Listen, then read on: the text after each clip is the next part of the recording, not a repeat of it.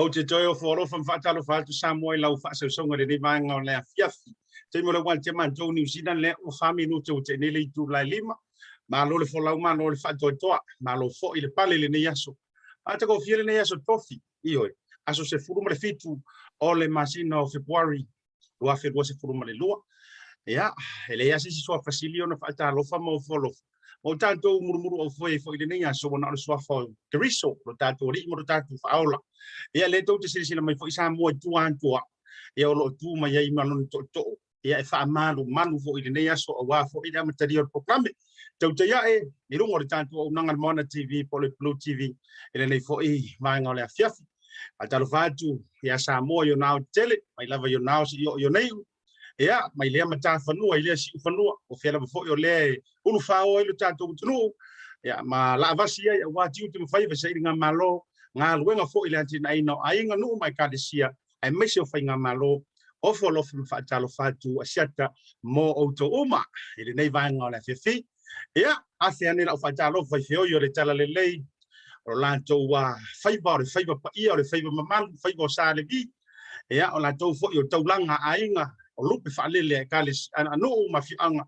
ia wale tau so swino le vai o le ola alanga ino le manu malo alanga ino le saramo ia awaso tatu ai mo antau fa tai le to fatu ai nga tausi fa talo fa mo Faualo fatu ai sia tabar proclame ale Tautai ai le vanga o le fi ia ona fe foi le fa talo fa e tatu tu asina sina o fa peona mai mo masila saanga le vanga o le proclame le fiafi malo le pole fala maula le mulila awa fai bolo tatu watno ia mai tatu o malama le o tatu wa fanga poto ai lungo le tatu api folinga ngata folia ole unanga le tanto YouTube e winanto le tanto proclame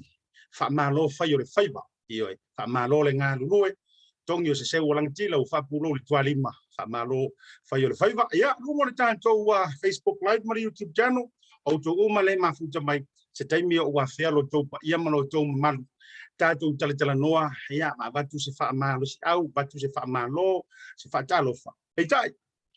o le a papa veloa, ia le tātou proklame, peo na whaailoa i le taimi ua whano. O nei o lea fu maua le tātou fiso tainga masani, ia se tofi te tasi. Ia ma le tātou malo whaalolongia, ia se tofi rungo le tautai ae, le fionga i le li minista, o le puipuinga o Samoa, o le saunga le mumolo na malu puipuia, minista o leo, fale puipui, ai meise le onanga tautine mu. Le fionga ia Faualo, le fau, tau ili, ia fau, Harry Schuster, e rungo le programe, Asiata ma le tautai iae ma malo Samoa le ni vanga o le fiafi, whaataro fatu, e lau fionga le minista, rungo le tā programe. Whaataro fatu la whatalinga Asiata, ia le lofa malanga leo le tua, Samoa ia whaatalanga hoi mai a lauli ma mena tinu wa pesa e whaatawhanga sengase le Omicron ngai whailau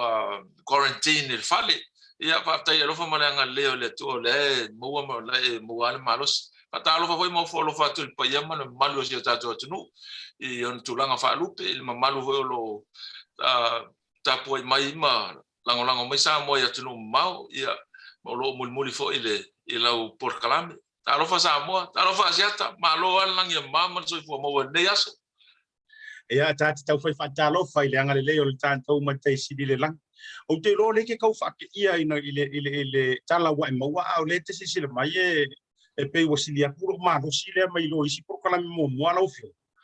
Asiata tala na mo mo fa mai pe o tinga ina. Ya le mai ta wato na e malo sia. Fa tai le lofa malanga leo le lio nai man puia o e male ainga hoi nei vai tau le mautino no nei fa mai e malo le toa malo lava malo fa tai fa pena me fo io e le fo ile fai mo o ia ta te lo aila ya ma faiala nya kakala ni malo sur ni fa mai malele malos ya chala na fa wana ngale bota o ia ya te lo e se temi ya ona ta fa sole winga ile ongo ya paulo fifiang o le melo le no fo le fale ya na le wa ya ma se mai tau maftanga ile aso ya ai yo le fifia lava ya suru le tino va ya tu o le nai mnuia hala u fionga le minister ya ai manatu ata o lo inisio nei vaenga ya o manatu fia fasilingi ai so finangalo a wale fa maninonga ile a fa fua anga le malo tele so tanto wotru la ta amata mai le ile matanga ruenga o le o manu mai lunga ya fuanga a aru mamau masim vainga wa ya itu tono le matanga ruenga ile o fionga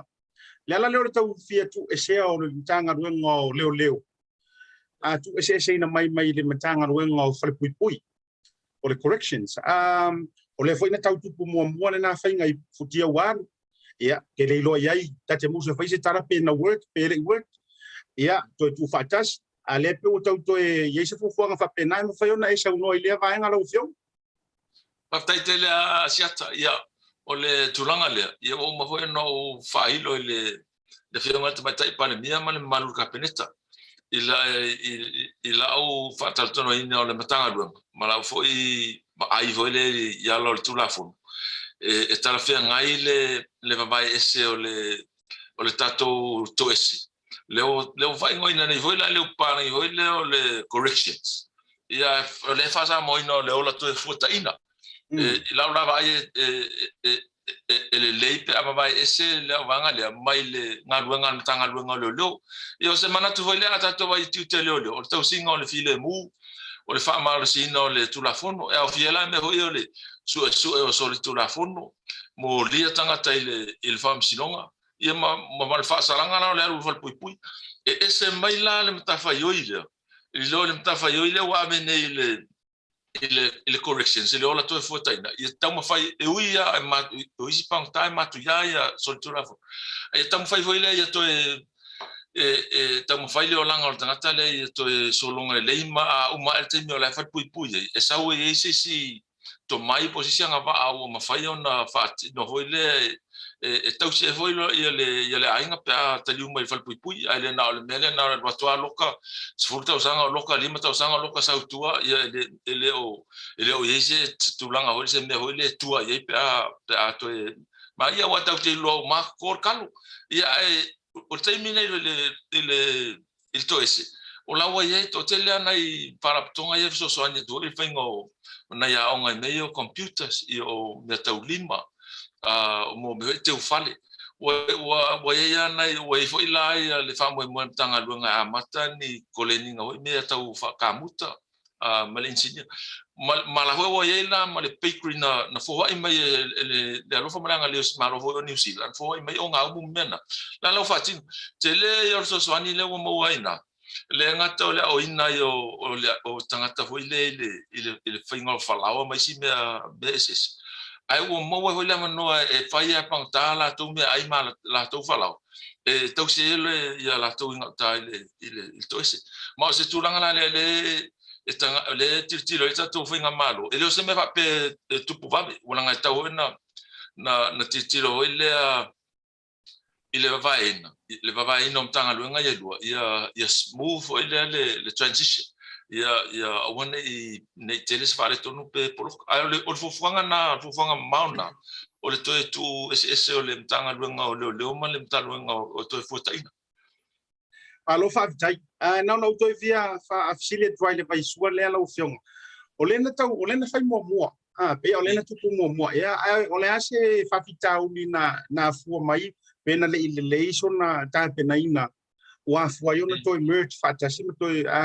fa ta sil te mile nei lo na solonga le ya ta penanga ile fenga marolente atu na solonga le a pena vele mele na so la ia pangtaia to telia in so la tu mai le fal pui al te mina fo wal fal pui pio na le ma le so la so ya pangta pe o tele ho la fa ti o la tu o le po e me antanga lunga ia fa ia le so la ma pangta e pe o tu langa na le to e fa un malu la to a mai tu la lole o tanga lunga le ma ia le va ingo pangta il melo le so la isi ia ta fa lo esiat o le va ai fa le ai mo tata so tu lafu e ta va palangi o ia code criminal is a criminal that's locked up e o vai o na ta tu le ne o le me pito siliana se fe pui ngola tu no mal tata so tu lafu no la loka fa solo ato ia se ta sina o manato le fa malo si tu lafu ia ese me le na ta inga le wa ia ta mo fa to la veina mal tata le ia wana isapalia ia umani o langa paunal me fa o so tu lafu ia wa te le foi la mano tu puelna le natulanga va pena pero ma fu anga na le sa fa el tato fenga malo le tulanga le to abe va ia le ia pangta ia o le va ia o le tulanga le nga lu foi le ia to tele nisi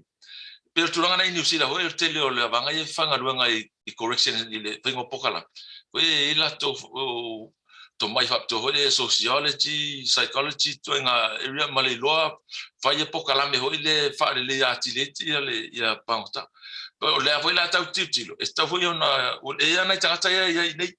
ele o lava ele fa ti non fa mo e te tau na kolening si e fa ti no ina fa mo ya tau no le fa mo alo me hole vi foi to light te sanga ta fa ya ngalo ia o le mafai ona fatino ia le faamoemoe o le galuega pe o le se tulaga le vaai ai asiata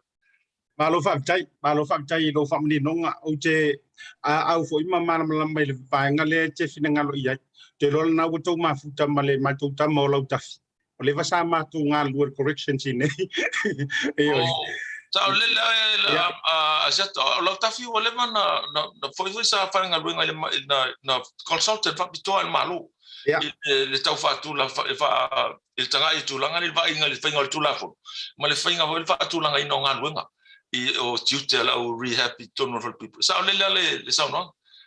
ya au te yo ia o le taimi fo ina na mo tu ai i Mount Eden sa ia le matanga luenga le corrections o le ala u te mana mai le vai nga le rehabilitation ma retention em fa ona fai ina ia tatia pele por kalame i o le toi fa ola ma le toi fo tu ai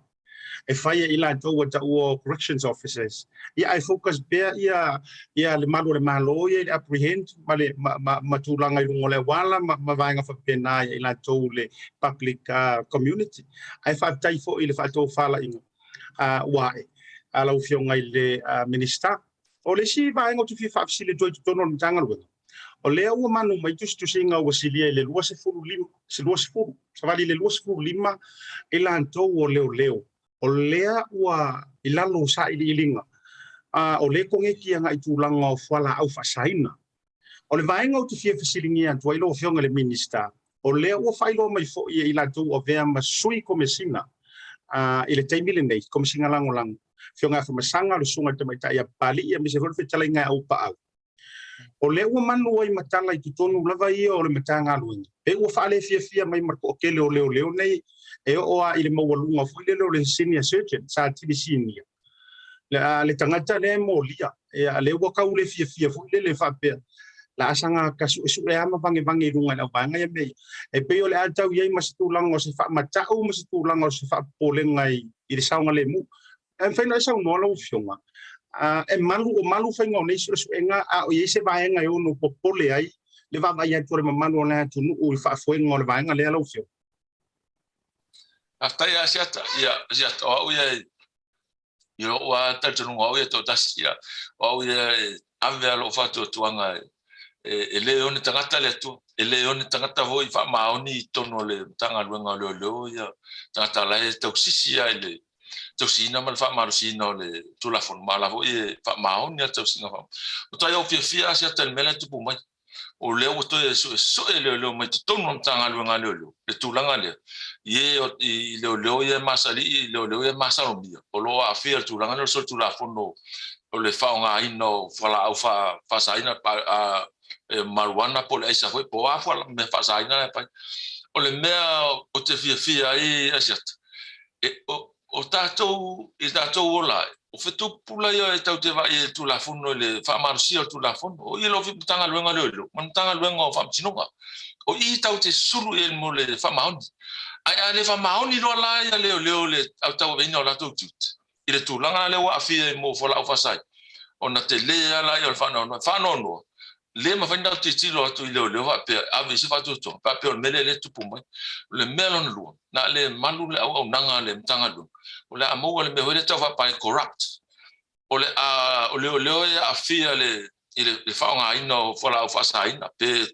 fa nga ho e tau ma fai pe fa tau o le apui la tou to e pui matangata ye le afia le so tu la fono le o le stolo a fa salain fa sai male nga osia male amai tono samo o fola au ia fa sai o tu langa le ta yo longa lo fia le tu langa le ia le ma o tai lo e so se tele vem tanga luenga le e to sem tanga luenga le so se mea e ia na ia le la be le fa ma am ta yo fia le so o to so e to no tanga luenga le tu langa le ia tangia e ta to le tu no o life ma oni tau veno tu te ma o life e tau avel tu la voile tu sa o mata tu la tu la fu o le mele e tau e mul ta tu la fu ai le tau si le tu la fu ele malu ta tu ele o se mele fu ma o te la ngona voile sa o le ala la talainga le tu la voile pe la e fe tai la vangale masalo mi so tu la fu por la meso so ya so e na se me na fa ele ma fa ina ta tu fo ele tilo es mas me se la tu po mal me vole mta o fia ia li tu mata ile le fia so o vai fai fia al mero el fatanga le lo se me a le mele o ye le fai sa on me ton fai o tanga la tu fanga do fata mata te lo foi tu nanga fa so fo e va la lata e voi le tanga o lo fanga do fata ale o tu fai o male le to so le o me fai ta o le me ta on fai e manuelta tu la fono manuelta tu o fia ngale mai ile le fia foi la vangale so ia ba le fa pe foi pe le fa longo no la vangale fa ia so pe vale se tu la pe te o la matia la tu sa ngale lo ia tu la fun malu tu la fun mai ole e tauana susulu ana malama i lo fa le tulanga le sol tu la fun ia la totali sol tu la fun e nga o le sa va to ta to fa mo ato e tau si tu la fun ia ele fa to mo ta to si tu langa ole malu ma le loto ile ato le ta to fa to pe fa pe te tau te vai ato e sel mere tu po mo mo ta to o se fianga le asiat malo fa tai lo fonga le minista mo le family no ngole vai liura wala ngai fesi male ale mo ta fa pe nei pe ona sau noi nei lo fio o le fenkai o le me o le lu kalango ngai fa ba le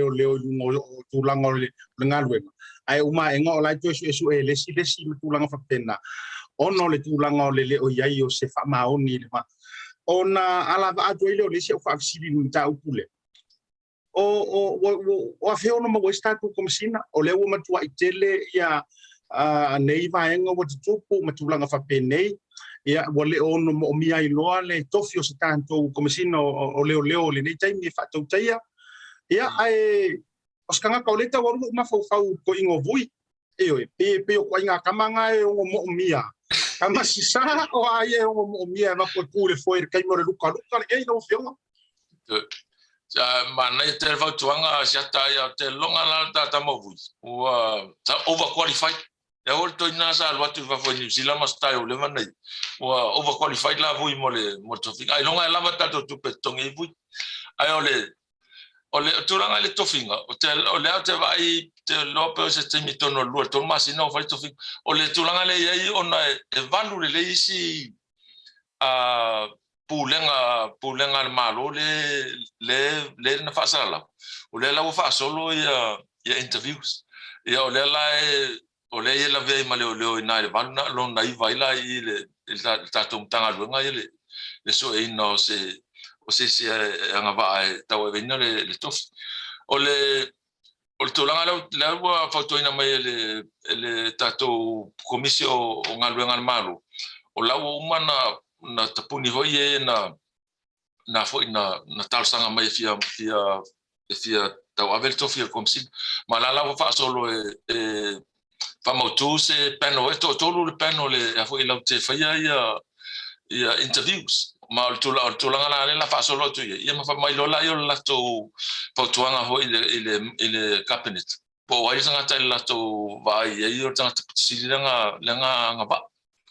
yo tulanga la levu o le ta tele tulanga le asiat au te longa po sistemi tonu le si lua tu masina o mo sa ta to komsina malo fa tai yo la fonga wala in fai no ma bo fai ma fai no auxilia tu vanga le ono le tasi leo mtanga wenga na mua lava manu mai le fa ma vanga le sa ye foi o fo lo ya mtanga wenga le ya ai o tele foi vanga o lo tu pule nei tai ai fa tai mo le family no ngole a vanga sei o toi mai inisio tanto famsinonga mai se fo le tulanga i fangal famsinonga manisio cases o tau no atule en fona isa no ai le contempt of court lo fionga ile minister ma o le manu ia nisio famtalanga fa pea o le tau toi fo e aventura ia tulanga o contempt of court i tangi na fa uruatu e fa maonia le tulanga pe fona isa no ai lo fionga Asiata sa le talinga wa tala ile o le fofanga foi le fa ui tua ya mulianga le contempt of court o le fa tan no ngale na ia Asiata o le mafua ngale na mata mai mei o le al van fa le chapipi ave le fionga el pandemia o la ulima na mistaya la uli ma datino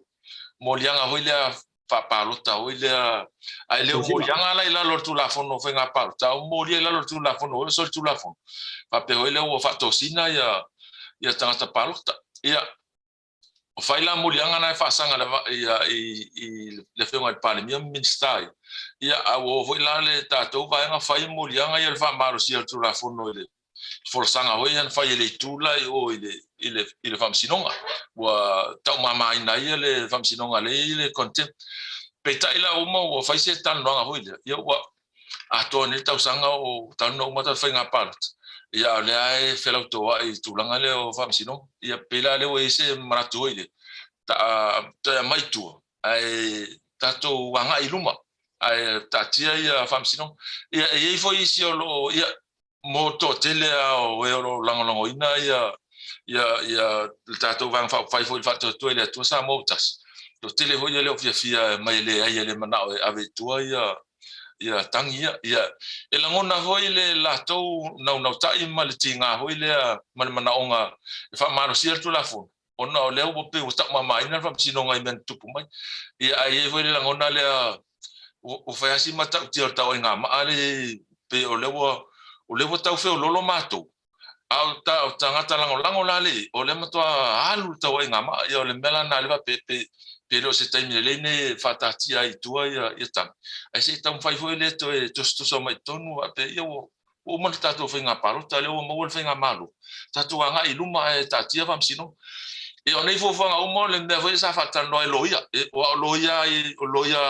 i le to le fata to le to sa mo tasile ma loia le bang fai foi le chapi o la to le na fai ia fata no nga ia ila nga ina luma ia le o afia ia le parti po le finga foi sa fa pito le pandemia ma ni minsta ho afia le sa su le o afia foi la le sito la tan no lo ia le tulanga ia o mo tulanga le fia o le tote e vala le tulanga hoi pe o fisiringia hoi fam sinonga ia me se o lan mela ave to i to tangi o to le na suru mai ia ma to fa tu se tonu le fa le tonu le ia e ia maro si anga fam sinonga i te yuma o le mea fina ngalo le fam sinonga fa le fam sinonga polo inga o ia le tua ia le tulanga ia o le pe tulanga na tu ana ia le tau muliale na tu le fam sinonga ia pe a ia ia sao e tau on fa malo si tu la fono ia tu la fono ia e ho tulanga fa ale anga no ia ta tu ia pe tu me sia va no le se ma tu mai e tau su il ta tu lo su ile o masa sai tu ia pe se manatu vai na le tulanga asiat wala foi la fa pena foi la tangi foi le fainga palo tai sanga numero 2 ma fale ali fale ali tas o le foi wala sai tangi ale la foi le o fale malia hoi to e fa ui mai tua ia tangi ia le foi la o fisilingia mal fam sino e to mai to tangi ale vola to mai to ave tu a me tanto tu le la me tonu le to mai lam tanga e pe se o le nga le tasi le la fam sino nga e fenga parto mai fam sino nga content of court ma mulianga esa fa sanga le fionga to mai tai par bio la tinu malaut o se na nga hoi tatu nga e luma fa tatia me utona ia ai se tato vai se foi vai fam sino ia o le afianga le ia o to la longa na la vea to mal fam sino ia pe la fai te tenga na ia va foi fam sino ia ele ta fiel tal sanga lo ia fa mole te mai ia se no stas ia pe o na le to il ta ta pula asiata Valo fa tai o le foi fa longo ma to ai tulanga lo forsanga lo fionga minister lo winga la tangia mai ai sa o lava o le ua ia se to fai i tunga lua me se ale tu fa to le to sa mo tasi o le anto e tau wa to lo tua ma tau fa ui mai tu lang content of court le sa ave e fa sanga na i le vang fa fai le chapipi o ya o le foi na tau sa wa le foi na fa mani no ina le vai sua le i tu lang o le upholding o le rule of law o langa anto fa te pai le matanga lo fionga le minister e pe na paule o la to fetu malo sa ia il savalinga mai lava i fina o le tu la fono ina ia fa mamaluina le tu la fono mo sta ia le tu la fono e ele pe o kau vai e o to lo fioma ele o to tau drop la lo le tau tari pupuni le fast le temili nei pe o le anga fa manga lo sa ona ai tatu bo e tau sil filemo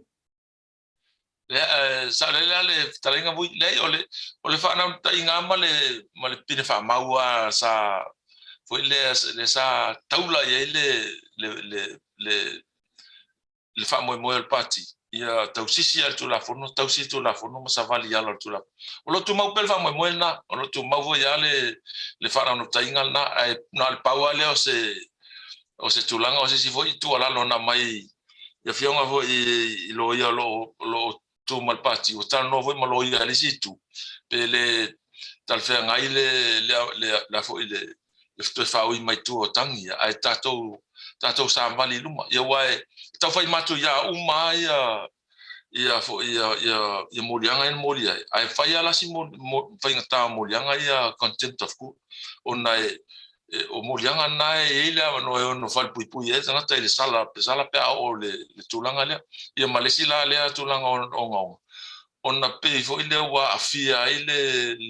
le famsino le na ina ave tato van fai le ia tangi e lu mal famsino ia o te longa fam sinonga ile o fia fam sinonga ile mele o le a to fam sinonga I finonga I to I fa porkiki ia ai Pawale talo ia te tanga I fo ia fionga ia limta ba tai fam sin ile fa na no tai nga vo le swinga o ile ne te mi vo ile fa ta te sele no tai nga ia pai pel tu la fo a o le na tai nga vo ile anga I numa ia nga I numa le tsu o le bo mo le fa nga malu ia man ele bui o ia asiata le ele fono mua no o to tuva o le ma le ale o fono e o ai upo o fono na fa lo mona o matou ia to feitai me ele tu la matou feitai o matou o fono e lo le o matou ni o ese foi fa lo mona o to e solo nga hoila o to e foi ia hoile o malu ia upo aso e ia na finonga ele peo le aso mo ale na matou feto ai ele se fea ho ya le milia ho ya upo la sona ia ole la pe le foi la titi lot o pe o mane ya ho si swinga le wo ye o tau saun o tau o to mai le tonu le tulanga o tati o filemu malo fa tai o le siva ngo tive fa sile do ya tai ya tau pula le I concept of codes me tulang fa pena wala ngai mo ni lo sauna o le sa ye matua inga fa sanga funga fa masinonga e fa masino sili me tulang fa pena le foi na fuaina va tu fa masino fo ye le tu mau le na va tu tato o tu no o te mile ne o fela la fa ye fa masino ne ya me se foi no o va nga fa pea va na fa se fina nga lo fionga le minista me se fa masino ye na va tu a pe o le ale fa nga ina fo la ma le wala na fuai no antu Samoa le voi o Asiata fa malia na e tau le ngota ta mane o voi le wa mau ngo to no mo fa amaru lo to Asiata le wo mana ko me singar nga le la ya pe ya le wa o lo fa lo fa mai a voi o yo le Asiata o to finga o tato pa masino le na to fi la ngai mana o mia ya le to finga o tato pa masino nga o le pa masino to ilo ko ro fa pio yo tato ko ro fa pio le mai ai na New Zealand le tato koro fa pio ia ma se to foi na le to lua le panel o fa sino le intama tai mai New Zealand ia ma se to tasia tato watu ini ia o tulanga masanyale ai le la peo le na vavel fa ngo to finga le ona le wala vele me le fa unga le intama tai fa sino le wa le na upuia ele tu foi le na ma foi va na ele mele tara fe ngai le va tofi me al tato corva pio manu sila o mai fa va sino e tu ma wala la to finga wa u matuaia ia le se senga le ne ia fa wa ia la to fam sino nga to o le memonia Asiata o le o tuaia tato fam sino nga to ilo fam sino nga mo ona o vesi fam sino nga pa o le avel fam mo fam sino nga pa Eta to fam sinonga ia masania ia pela pel mele le tatalo ya il fam sinonga ho ise mali li ho to fa o mai tu ai se to avel fam mo ai il fam sinonga ia ma le sa ia ele foi al finga parut ia ai ole pel tulanga na le ngata ele mana o mia ole mai o fam sinonga New Zealand ia o tato fam sinonga masania to finga masania malo fa tai I lo fionga o tele I fa ile si fesili le ala tu le ile si mta upule wa manu mai se fina ngalo le famsino famsino prestino famsino fanum swafa ina ia taro senga ina ile famsino sili mane la tu fo ima enga sirsila ina ia lo ia le faingo le fatu tonga fo ile o le sui ai o le vaenga tu fia pa ia tu langa le mai se le maua ile fa fonga fo ele tu no ule tulanga le contempt of court ono tūlanga fo ia fua wha ma fau ai mai sole awhai atu lau wha soala o whionga le minister ele mantou mai tau wantu o mantou o tangata fo i le o ele o ni tangata i lunga i le fola le umia tu la fono e peila e fo e ajangia mai lau tau tilo tu lo fo i lau wha fonga e pei o le a tau mo whai makera wei le si ko tele le iai inai mea se la tau te whai e na umale ona tau whai ngofie le ona maua i lalo le whamangalo hui le malito e aveitua ia le ai kuri fasalanga o ngai mai mau foi la pena mau le no tu sana o nai matou foi le ave marokai ka fainga o i tanu malalo ia ai fai mato e tau mo na ia no tu mai ia tu e to e soala pule le ia fa foi le wingo la tala ia wala nga a fai nei o le na matua matila tila ile munga la matou tilo at le solingo tu la fono le tete e tu la fono me uma fa pena ia o so kula fongo po vane fa fonga ia le pe la falling mai e fa ngofie ona to e fa matanga tu va ngale ia ona ola i lunga i to finga te ia na o se fa ngo tu fa pena tu so man to vai ele fa pe fo le atu tuli au pu ina ia fa pe le ai tawira man tai le manta tu lo fa fonga le tu peita o le mapusanga sa ia ile fa tu le tu sa mutas o tu la fono ama vainga uma sa ia ile fa marosi o tu la fono ia io le e non fa pena tu se vainga se to fa puponga ile tu langa le lo fio ai se fa so fina ngalo le wa tala sanga le prestino le famsino fa no swaf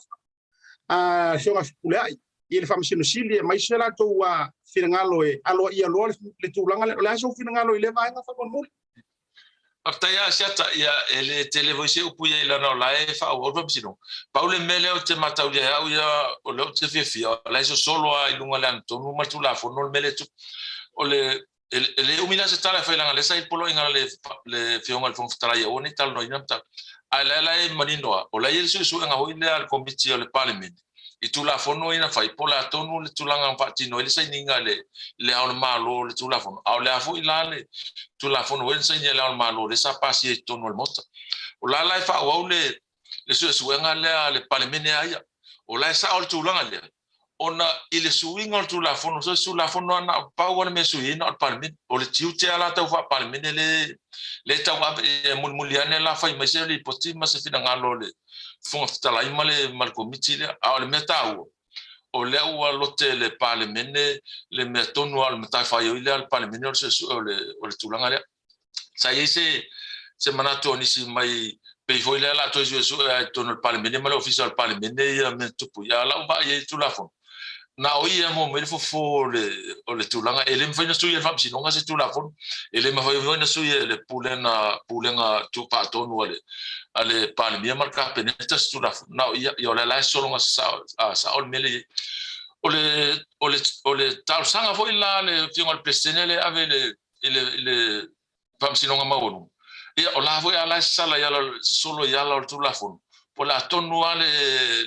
le sa onga elo pe o solo numa tu la fono le tofia ina o famsino sta tofia le famsino nga fanu so pe le ia le foi la wa besa o ele tulanga e maritino e tau no fe ngai ma le tulanga ia marino al ho le fe ya o le tulanga la le te fie le foi la o le fatal po le ase tau unga o le tangile le fionga le presteno o le fanua so o altangi fa sanga na ile lo ya sili le malu ia tu sa fa pu la tamaya yo su fa sanga ile malu ia la fa au ia tu ile lo ya sili ma le foi la mai tau foi pola le tau nunga ia le fam sinonga le o te longa foi la ave il fa mo ale fam sinonga le onor tau o ile ia va mo se tat ia tatou loa tu langa o tatou fam sinonga pixila le tau ia tatou langa fa sa mo fam sinonga fa num sof mai fie mo ila se tali va ve ile pe o so solo lunga tu la fono pele ai pe me e mana ombia awa fa pele fa mai le fam sinonga le ai le o so solo lunga tu la fono na paula fo e mo vai o to fo i mai il pale mene va tu la fono fo ile tu langa le ele ma faina polo ai ile fam sinonga ona se le fa venga lenga fa ye le la matu fa tonu na tu venga fa ye ele mo na tali mo to fo i mai il pale mene fa ye to tali pa mo mes fina ngalo fam sinonga yo se talana asiata ile tu langa malo faaptaitele lau fionga le tusama whamanino inole.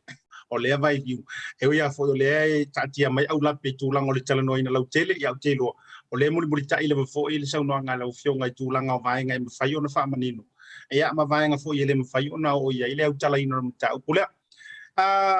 nisi o vaenga o te fia whaafisiringi antu, te lo fo i ona le tātaimi. O le tūlanga i o ise fofuanga a lau fionga, ia i tūlanga o nisi o whapuponga o nisi o tātou ofisa leo i tua inu i tua. A fua atu tapenanga le tau matanga luenga ia fia na tia nei. Ia o tilo atu i whamomoa. Ma eu fo i le tūlanga o tapenanga sa whianga i mana matanga luenga. Ele i tele ni tūlanga o whaalewe lave te tupu ma mea sa tupu mai. Ai o ise fofuanga lau fionga ia whaatupula ia pe whaupoponi si o tātou o foi a matanga ruenga o leo i tu malo inu i tua me si poni so nanga i tavale wai pe o mako New Zealand a vai a kanga karpe kolo mai leo kiro eu kele foi au ska kai wale ni me ki ngala e pe e ono tau tupu na vai nga si temi a tatou Samoa lo fiong Asiata ola sa ta tia mai fo ia tausanga ai si tu malo i tua e fo e fia moa ni po yo la to tu malo ia tai pe o i anoa ma a numela lua o la sa tau sanga mai e tauna ia ise ia va pe hoi fanga loa le tu mara fanga sa tau sanga mai fo e mana miele ia yo se mtanga luanga leo la lata tu i fanga loa ia va pe la tu i salo fata po lu filufi pe o tau sanga na fa pe na hoi la tau sanga na mai le tu salenga o lo mna mi foi la to tanga ia o tulanga ia se tai fata tia tu tanga luanga o ia mai le fo tuanga po le me fai na fai ia wai o nei foi fo fanga o le tupe ai fa mo e fa tino ia wai le ngata o le fai o le fale o leo o le ia fo fa po ponga ho ni leo e fo e fa tino ina ia nga luanga i pouia o la e titilo ia Asiata i le tulanga le ai se tasi tulanga ta o vai o eu tala no foi ele tanga luanga ia ele ngata ia li tmata i tato Samoa e va pe o ia li tmata i leo Australia le tato po kala me le fa le so soni tato tanga luanga tulanga voi le na le fa tato leo ia leo ina ia tata lu sala o mo to laiti le fa numero leo ina tata stote o le laiti tilo tulanga foi pona se au wala ho le masania le nga rue fa tasi o tato leo mali in fai pul e fa maro si ai ma fa e fa ia fa lau lo ina ia le tulafono mala le tulafono ia ma tulanga ho fa maro si o tulafono o le tulafono taua le o pasiene el tato pare mene el fenga maro le tona ia tulafono le puipuina o tama ta ima le fa na o le sawaina mo toinga sawaina es mai o avele le pare mene el fa mo le tulanga le o fai fa pitoa le fam sinonga voi le o fam sinonga ai al family court ma o ye foi mar si anga fa pitoa o avele il fa masino le family court al watu rose tangi se tina o sawaina ma o la matia so i fu o ia po le fana il mai sawaina po lato saunga le mu e ma fai al fam sinonga il fa masino ona so se taimio la so fai alfa le polo ainga ave ese mai le tangata nai la matia il tina po le ave ese mertina mal fana mo le bena ai ave sisi mesa on le mu ma se turanga ma tango fiele la vai il plafond le wi ai mana o mia la vai e mana o mia le fai nga ruanga le tanga ruanga ma pulenga ali fai pul o te lo Asiata isi o vai nga no o fa dia fo il fa sala longa e pulenga ali fai pul e fa sala lo ali fai pul meno fa sia va ma fa sta mititi ele umia ele to ise metu ia wa ita to la mai lo langa ta ia ta to la ma fo ta e fa si mai ele si tangata ele si tu o to fa le to lo sulu ma le fine il to fa le ia na tu ta to nga pa ia fa tali ia ka nga pauna e uma hoi la uma to ya rual finere on me ata si le ai pe o ye swinga le tu la fono o le to ele me hol pui ale ya tamalo pe fasise lona fasila lona ai por sa waina ho le fana ya o se swinga te le mo lunga pe pe ma fai vai nga uma ona nga lu fa tasin tanga lu nga male pulenga malu ri fai pul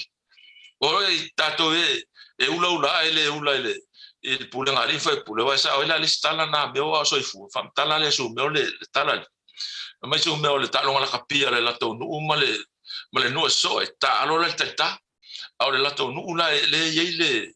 le talita o le lo fali foi la talo o le lo fali o matai o lato nu ia fa sala tu le lo fali le au lato a kiki mal per kapteni ile lo fali ma se lo fai ia fa tu lo matala la fali le matai o lato no sala ta e fai sala ta o mai la pipe fai lu moldo ia na va vela ia no stai kapten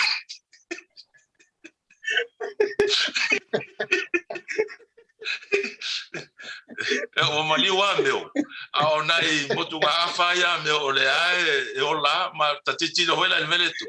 a vero sala i lo bisino ko sala ko no le umia am to alia alo va taila era o fionga le minista ola u fa sili muri bulta ka pukalam e ono le tate mi foi mai ai lo fa foi lo tulanga piso le fia o tu fa sili tu le va ngale finga palota le tula fono le am fa ye ona anga va ale tanga Thailand tu mo e le finga palota te tauna me sia tanga tale tu no fa te fa pe tauna toru te usanga fa le monotanga va nga u fa pena e le fa ni to e liu ma to e alo le lupe ma to e sila le tulanga wa a foi pe ya tau ma te atu le afuanga o le tu la fono pe ina tau fa tata mo ila tau foi lele ina yo atu to tau wa o fa Samoa a o tu manga ma le mai lo fai me fa le ngu ma a ia a o le to e pose rilo nei ona po o le tele o tanga tan tau sinu ma mafi mai atu ne ia a to fio antula ele o yese to e tau liu wina o le atu la fono ma le ia inga awa ole wo atu le to tau a ole ai fai le tau ku ai tau male le aso e Samoa lo fio ngal minista fa mo paftai Asiata matang of mare televisi mai eu ia le televisi me tasi alo tele ava ngam faina na ngai ole televisi fia Asiata e le la matale ngalo ngo le wo umala ngalo na alu le famo mo tanga lu ngo fainga palot ale la o te mi la fa ele de lo longa le fainga palot le na umaturi mai tala hole ata to e a nga me tu po ta yala le anu luma ma le tele o me en tu lai mai le la fa ta to ilo longa le e ilo uma ya tu langa no tupu mai ilo ai male tu langa le yanga va o me umala ile tu la fono tu langa tu la fono fenga palot la to wale wonu fu ne tausa la to ilo a to tu la fono po feta una na po feta un to ile langa tu mala mo la mano tanga uma i ata to lo fafu mai nei e fa ile sa mo se manatu ho il tu la fono le fausia ino se tu la fono e fa yeta to fainga palota ile langa ilu ma tu nga mo la tilo ma ile tato tino le la ave fatto tu nga la to te fa ile lo longo le tu la fono ma siata sa le tu langa le ma le popo ele te fa ile tu langa o ya matou le ni ola fata ingala o le termine o le te se fe o le te alu i ai ngo ta mai i pia ai ava pe ye so mana to te alu o ya sau pe alu to ai lo manu sau po a mai le sau ele il fa inga par anga va ala ye fa tu mai le ma faina o anga va o te alu i fa ta anga ye fa ta ti ai o le pe la o po le ngana ele ngata i matai i tupu mai o e tru i fafo le mai nei no fo to tausa a o ma to wa e tono Samoa le o tupu e foi la le me ma se tu langa le o tal fenga ele tilo i po le atonu tu langa tauna na ta ti tu la fono ile nga va ile sa ile le o suyo tato tu malo e mai e fai masuyo o le tonu o tonu le Maota o Samoa mai o se talo fia le se to le foi a te awa matang fa nga yo en tanga luanga le tulanga le o fa ta miloina o le review ya mai te longa se taimi po le si tonu masina o fa nga yo le ia le review o le watuna na pai mal tatu la fono ia mafanga yo ye lola io le fenga palota la sa luafe lusfulon Alo fai le forsanga manino lo fionga le minista. Awalu ta fatran bang, o le te fai po tilo wai. O fu ta fatran no nga mita mai lava I le solua o mai anafi ma le so e tato minista uma. E tera ina fai mo tilo involve mai mata to wa o ngatasi mai au mai mo mi sila to o lo tap ia. O lo te vai ia e fai mai sau no nga lo fionga le ele minista ta fatran no. Ko kele la to wa fa le fia. Yo ele tulanga ile ai mesia content of ko yo e a mesia le tele ila tole au mai lo lan to anganga fai lo mai fa pe ia pe au pe la to tau leo mai ele leo le HPP fo le leo le o le ku o fa masingonga ai o mai ia fai ska ko kala ia pe ku fa masingonga le tula fono ai o mai ia fai ka ko va fa lo lo ia wa pe yo no tulanga o ta pro kala me o lu fa te ia ile to te ile fato fala ingale o tatia mai ile vale le yo tuelu e yo le to tau tolo tu ma vi tu vanga le contempt of court ia pe ona fai lo mai le to tele ila to ia mai ia wa tu sesi tu o le wata lo tai fo inisio support as fast o le wai ola fo ina talo tala talu mai lava nei momunga vete ma momunga falo ia le o fai ale o fai o ele to mai mi tino ma fusi ton ia ai te wonu mai sau no ngala o fionga le minista ia ana el ta fater no ngala ni vanga chef Asiata o le mea hoi nau o matou sama verify te al taimine langa o wel tato au lango lano langa le iaine o ia o le po ia tanga o mai o mai sa ma tosel wa ese ko menga fai ese mele mo ki ma ia o vera tu o fa mai to te vai to te mai tu mo to fa o fa sino na ia la e pe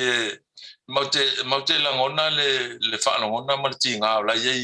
ai Michel Melo tutulino tu la fono mo men sa mali mele le pat pe o le o tolanga na o no o tolanga nei na sa unia ya tato banga ya to lo fa fam sinonga o fe ta no e o ya pe o to e o talanga ya o lo foi me o tolanga fam sinonga o lo ia o se me fa to ai lo ia fa ile ya pe la o lo ia to mai fa tu mai to fa ia fa ta no fa lo ia pa to tato titilo e fa uitua ia tang ia e pe o nana mata mai se fa tan no ia e pe o le nau tai ngana le fo le tau fai hoere tau si le solonga le leima se solonga maria foi le o le lo ia le felautoa ia lo ia nei vai tau ia e maute malama maute langona foi le tinga o le au lango male au tapuai mai ile tulanga le wa nga ia tu ile fam sinonga e le mama foi ya matou le tapuai male manatu le fai mai sa le tauna ave tua ia tangia ele fai ngofie foi le fatano inga e ave tua ia tangia e pe na fa to sia ele va pe na fe voi le sava pito ma la ul male to ma tinu e o fa fam sino ele me ngata i on me sa o na ya o se foi se fa lo ngona nei vai tau ma nei tai ia ma le famo mo foi o titilo ia o le situ langa sia ia mo le mamalu po fe ali tu tata pe te pipi pe te fast se mai tai miare toi a to le tau sanga to na mai maufi no mai na fai o wa han wel tai toi fa la tau ele a to fos fa tau sanga tai miare tau na fa tino ia me na mato a fo la inat o me ne e mate ave il fa momo ele atina ino la tino pe mato atu ito ma sia to pe o na le ave il fa momo ia uma ele li tau sanga ni o tau nu ia folfolanga na fai ele le ho mele ia na le folfolanga me ala por tiki fai fa pele ka ko la kala ka palo ka fa pele es el mele mo te manao ia tupu me ia na folfolat I tono lima tau sanga nei le folfolat fai alo fa tai tele lo fionga de minista Io si ilo sa mai ser family no ina ele fai ngo fie mata o kumale ale nei ai mai se foi ole fonga ina mole fa fonga Samoa mai se foi ia e la wa ole fiso e la o tolo o fe foi te tele ia pesenga ai matua ile o i tulanga foi ole saunga le mu e amar tanto wanga i luma ole tua o ia o ile tali o me uma o lo sila foi fonga io vai le malana a por kalame fai mai tua ai ole la wolungo nei me ole wa e sau no mani no fa mani fa te tele ia te wa isi ba nga te fi sau no la fo tu fa mai ta por kalam Aftai ya sia tamo le no pa aftai tele to ya monei molta po kala me masa e aftai ya tu fo ile pa ya mal la silasi tu pu mai o sia ta to no o mai moama multa ila le por kala me foi po fe ale tu la langue pa aftai sa molta po fa aftai le fa fo mai e fa marulu tu fo to pa ya mal to malu pa ese se o pu pa o papa po e foi se manato ele tal fe ngai mal to fa fonga ya fa maruru to ile tulanga ai lo fatele to asia talo ya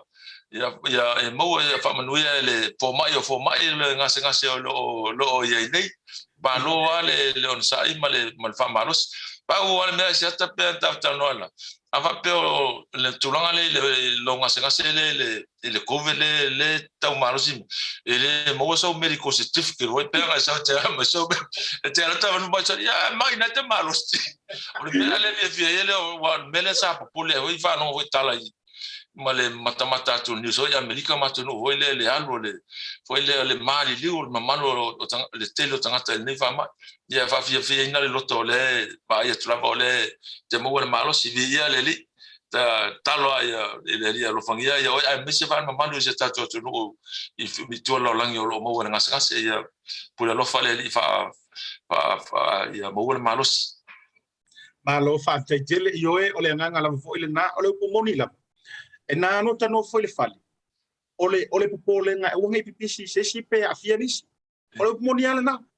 ai o isi te mita te fisiringia ia wa mai tau mai le tu no fa pe ole mi mai le la por yo ia wala ngai sa ole ia ai o tu o nei me uma ole fai o tui au te lo o la tala foi le na e uma le ta fa no e isi va ma tu tala no nga ole covid ti so mai ia ole na i foi le na mer fautuanga fai le tui ia ona e no fale le fale la ke la via ia la ke se ia e opa e le yestu la fa bol ia ai no fatele atu no ia la fa te tele fo i lo te mi fa no no ta por kala le o fai tu la vai le fale ia por kala me ia mo le isi ia lima ia so ia akiria mai lo mfanto fo i lo fisa ia o to fa o tato unanga le ofisa le lo pe o tu basfo ia o tato e fisira fa il manto ofisa ai mo ne time allo fatele atu fa so i fo ina lo fionga Aftai Asiata. Pasa foi Asiata, to vaza foi Samoa. Manuela Fiafi. Pasa foi. Ia, ole tato faitara no anga na male fionga ile minister. Le fionga Faualo le Fau Harry Schuster, minister leo far pui mara unanga te tine mu. Ia. Wa fai vai se foi lo pepe la fa fonga. Tulo wa Samoa avane fo ile a fai mai fa fonga mai le tau fai mo kale tulo la fa ia a wona ia fai na so fina ngalo no ela fo na le tisi la mai le fai tau mo fai atu por kala mere fa e ono le tulanga fo ile fa mai male self isolation so lo fia ngai ma nei me se fo nisio ila to le au finga benga ia ai ole nawa mai al fa tan nonga male fonga le minister ia o malta to commercial la alu mata tu fa salon pa business a foi mai e ta o mi mai so fina ngalo fa ni mai lo fina ngalo ko feo le ata o to iro fina ngalo ni temi e vai veno tano fa so atu ya so manatu tu lang fa pena e mata tu fa so ai fa ta tu proclame e a foi mai O le Goodman Freight o se tautua tau fela ua inga Maota mwha moli Samoa ma le Pasifika. E la tau te fausia fo ia tingi pusa ma paelo mo sauta i so o se la po ai te whingalo ai. Ma kili vaina fo i boru po o sa vai. Whaafso ta i loa niu sa lui lemi po o pali i Francis kulea i le olua fitu, lua valu lima, valu whao no rua. Po o le olua fitu, lua fitu lima, fitu fitu tonu valu. Bo desi whaamtalangi. Le Goodman Freight e tautua ma le alofa.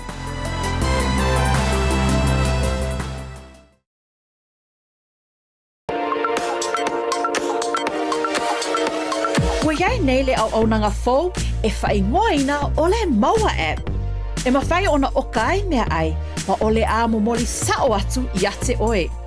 Whai ngoa fie, ngā olo taina leo penga ta whailangi. www.maua.app. Ia ngā whailoa lau oka mea ai.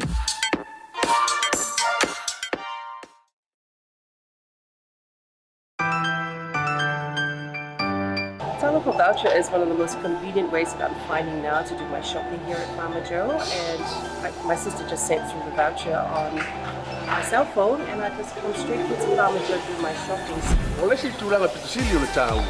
Ole lafo me o le pepa tala o loa. Ona whaanga le whaatau ai o loa e au ngā mole ainga. I think it's really convenient for families overseas if they don't know how to help their families here. Then this is the perfect way. Mai ai la sa so fua tau ai le sia sa. Le fia foi sa we mo mawina le foi au nang fo e ala mai le tala for voucher. Ila wana whaatau ma me te mga oi ile voucher. Dai mo le tala for voucher ua mau le apususi o se wa fine. So se paro loa fai ngo fie a me se le tferwa i mala telefoni. Tai mi uma. Ai lo la fo merkes ona ino do tama ore ainga. Pa te tu la vale tal for voucher mo le foi au nang fo pa tai. Ma lo la le tampai. Pa tai tala for voucher. Teki tala for voucher.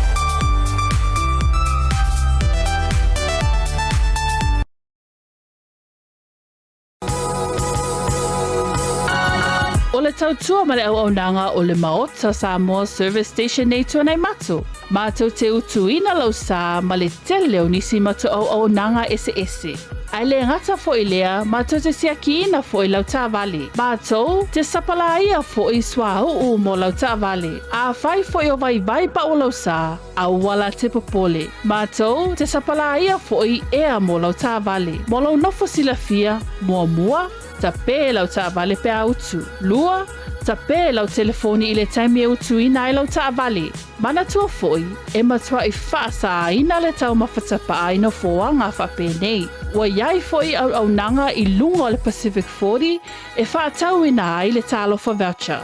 Maota Samoa, o le Maota mo Samoa uma. Mātou te fia e au na pea mo o Samoa, whawhetai le fio mai, we'll see you again and God bless.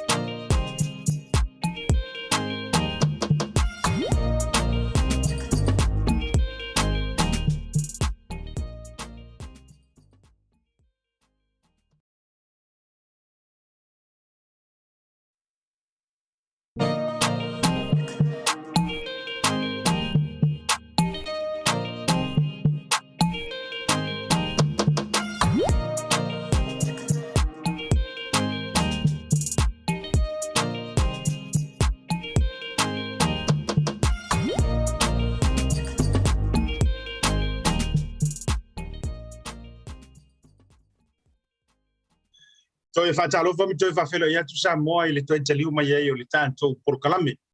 Tau te iae i rungo le tātou BluTV. O le nāwhatua mai a tu le mātou whaatalitala noanga ia ma le whionga le minista o wharipuipui. Ia e mai se fo i o leo i Samoa ia ma le unanga tau tine i mu le whionga ia Faualo le Fau Schuster. Lea sa longo i nātua i ele tūlanga o lo tātia ai tūla whono maniso paenga o lo tupusi tātou tino i Samoa. Ia o tuke fie whailo atu. O lea ua to ai tau nuu mai lunga o le tātou porokalama. Ia ala uvaenga o lo isolated temene. Ia ala uvaenga mamai kere lopo, mamai umapo o to titi mamai. Ia le sunga ia Lorenzo o le CEO o le mantou soifua manoloina le BluTV. Ia ai me se foi o le mantou community reporters ia le tausala ia pea. Whataro whatu le ropas elua.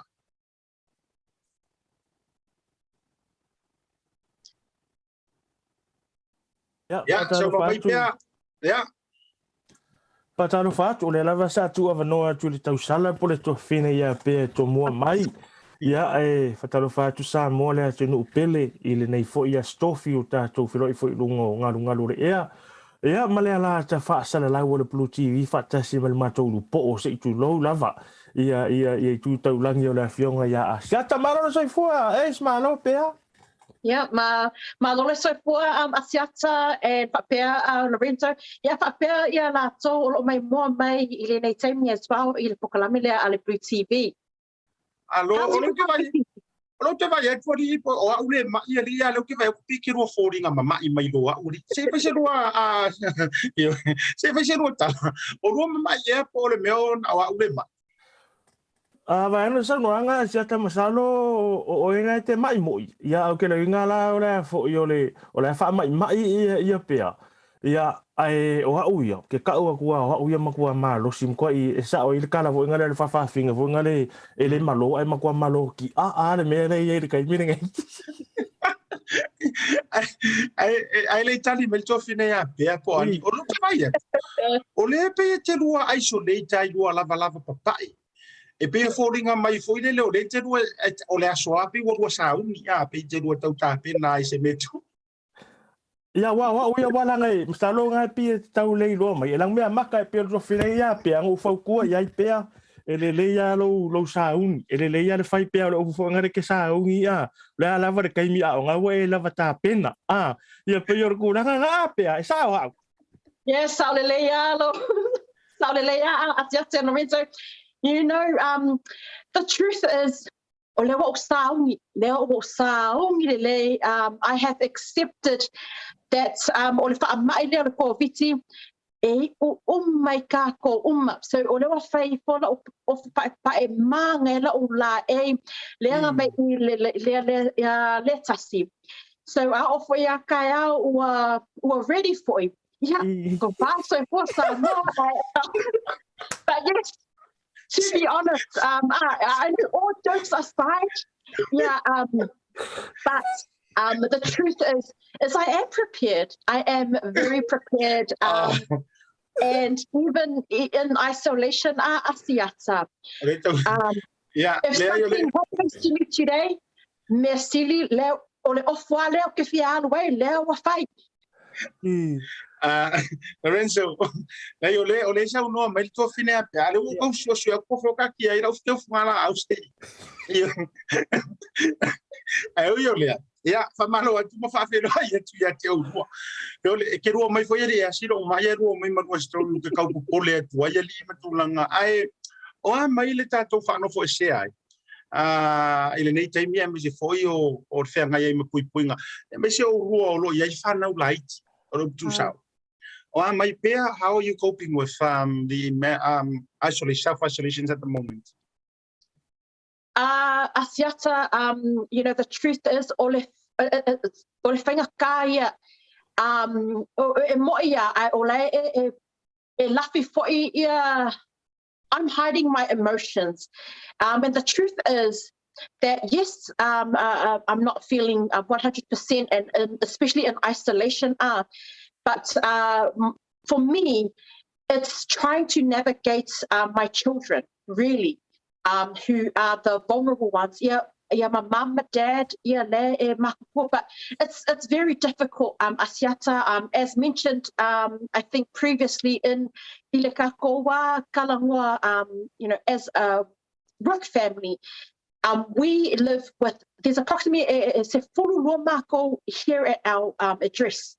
You know, we've got the front house, we've got mum and dad in the middle, and then we've got sleep outside. The modelling system that the government has in place, it's very difficult for our Pasifika families to follow. So I understand if we're going to go through it, but honestly, it's very, very difficult. Hello, Lorenzo. Tautai Asiata se na nei fa so al tofina ia pe mai o te le au ese lava o te au tasi fo ia ile manato le tofina ia pe peita ole taimina nei mana reality lo ita to Asiata ole tulanga fo ile you know we just have to live with it ma ia tatu tama fai se fai ia se fo se fuanga ina ia saunga le mo mai mau tino ai lo tatou puipuinga mai le fa mai le COVID-19. It's what we're facing now, Asiata, I would call it a psychological battle. O se taua le mawhauwhaunga, o le taua o le soifuanga fo i lea fo i whapena ona o so whai ai ia le soifua malolo ina o le mawhauwhau o te tangata le ngata i leo le loto. Le ngai i ate au ia, it's been a very difficult. O se matua i experience pito i sili o na whainga tā. Peo na ta wha so i lea so le nafi Asiata. I le tūlanga le home isolation. Ma ua uwhi siringia i fo le tūlanga le o le whaano fo se le whale. E se le whainga tā, whainga le o le tu i mai o lo whine po lo watali e tau to tolo mai se tū lo sa mua ma le whaafunga anga. E le ma whai ona e tanga o tu i ai. E ngā paua lava lau tala e whai ai, e te tū ma mau whai lau masma e tala noa tu i ai. E le ngata i lea o lo le ma whai lea ona e whiso soani i lo to o lua, ia wale ia le whaingo tamiti matulanga whapena peitai. O le sona lava mea uma Asiata. O le matua i te le lava le sona lea ua o mai le home isolation ia te au le tūlanga lea. Ia whaata ua ia te au. Like, don't be selfish. That's the word. Don't be selfish. O le ngala utala. Ia whaata ua ia te au le saunga le mu o loo ainga. My immediate family. My wife and my kids. Pa whiwhea ona whaile tūlanga le Asiata. Tu sapo le a lo mana o e opo mai lau whanau po lo fialu I whafure I le sitting room e to te tā alo mawhai ia mea masani ai. Ia whaamua ia te o le saunga le mua lau whanau.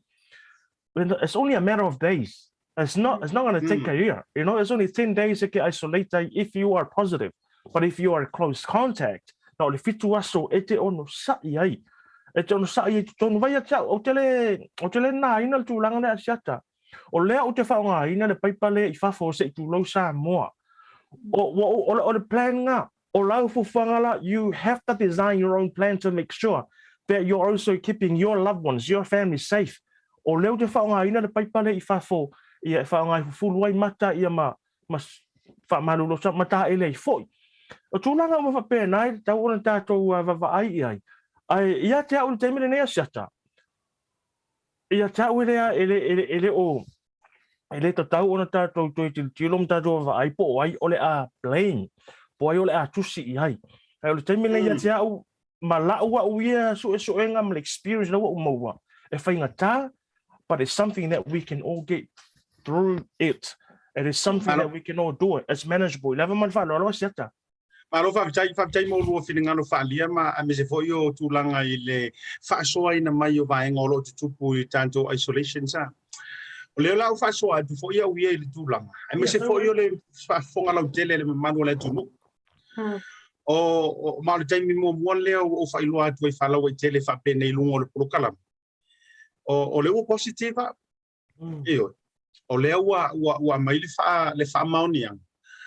Mai le close contact sa o iai. Le ala o lano le positive. Ia fianga o le Omicron. Ia, te ro vele fa fonga man manu lau te leo le tunu. Ia ai a fua fo I lau sila mai male lo sila mai me sira mai tau mai sam. Fa tai le tu le malo si o lo fo ina. O iwa o lo ai, ma o mautinua. Au fa swa fo ia tonu ia nga pai o le manai. Le la fa swa tu tanga tale ma o le mai le taimi la vale nei. Ia e au ngā mo ele te whafonga mai ia o le foi close contact ia pea ma Lorenzo. Ai o aulu ele whamaunia o le fo o umona vili mai le vanga fo le fai mai le investigations o fea ia no foanga sa AI matulanga whapena. Ai e te rola utala mali o te whaia. E pauale mea na mo o mea o le whai o tui.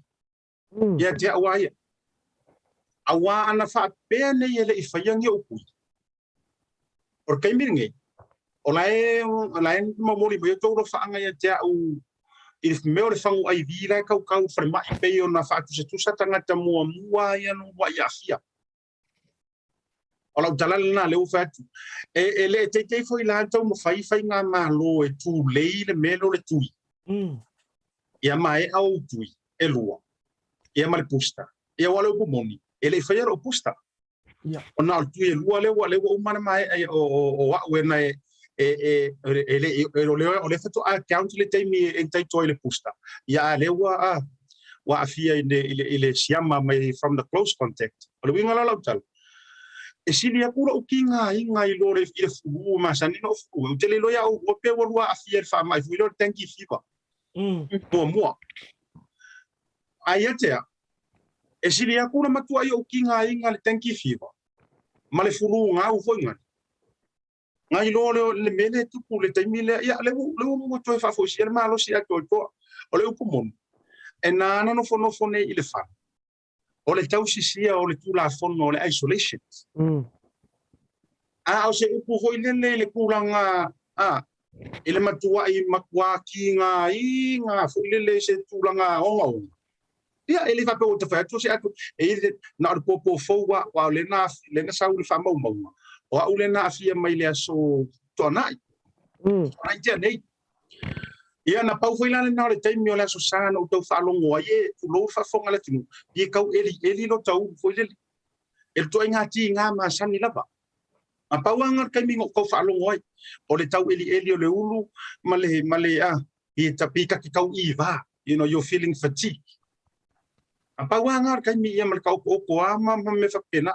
ai pein e afuana na tauiloa o le makua e mawerma o lo ngo forai ko ngor poko ke le fer wa me kuso le faingo le treatment o e ko ki a pe yor kan ka foi le makua kusa o pe yo fainga na e afuaina tuno le faingo fatu no le tunu wa pa un me le tau faima sa temene o le kale o le tulanga foi le ia Valentina ma ko foi fale ia o mana tu mata manga wa to potu ia to foi tangan tel man to far ma umla fine ia o ko for kan kamar potu ia ai ole tulanga vai ole wa afia uma to ole le lenga fo ia te o melo le afia fa tasi ole fale le taimitas e ko ke o mai fa tasi o mai fa for le taimi o mai le isolation ai o ai ese meo to fa quanto ai ia te o ia mo una ia le o tupu ia te o fire good Maia. Ai se isi mea. Mai o le tāua foi o le mea le, e ke kaule so soangia I ke le health system. Walanga ele o mai le vaenga kau whamanapa o e tuloa, ele ingi si special treatment fo nga le mo o e pe e mo o le positive, e isolate le fale o mo kui. Pa wane me au mai le vaenga, penkolo, o kamafonga o e porfin, le whaonga mo pupa puna iwi ngase, ia marco anga ingur vai mai fruit na pawana o me fai ai le ise tulanga foi le fa pe mai langa vai o le ala na le sira mai Samoa ia ngare pa kango kamare ka awana ngor pauna le fautuanga le au mai ai e work e matua work lava pe ia no fa tu man tu ele si por kalamena o fa ia no fa so ai no fa o fa mai ngai e o ai ko inga skali foi le o penkolo o lo le foi ngai miti mo lo fa itinga ia mar fang vai pa wanga uma pe mai ana o fio tu ia ai ta ilo ba tanga ta ye le foi tu ai afia ia le ta tau ai tu la e te le la le ngo mo mianga o le tu langa tau foma o la le fa so ai tu le te mia Lorenzo ma pe Malo le fa so Asiata ia o te masalo o se as a what do you call it, very sensitive topic for ya le tūlanga lea o le whailoa mai whapea pita ia nei tō fo i le pūlou ia ma langona fo i le nganga o le whaftai ona ua ave ese ia lo tamali I anga your pride fo ina le pita ia nei ua whailoa mai lungo le tātou por kalami ia wala vare no fo sile fia le tātou atu nuu ia le whenga iai o la sunga le vai malai ia ma le wha mai ko vitis furuiva masalo ia le avea fo il fa so la ngai e se fo il mana ia I'm pretty sure Pea and yourself agree with me on this one e se le mana ia le fa so me le tangata o le ma le fa mai ia o la fa fonga masila mai mo mai tangata o la fia mana o mia le so soani ma le information pa Pea fo ina fa so atu fo le tangata o la close contact ina ia tau fa malama le telo fesili o fa lua fesasi ai male mautongu le to tele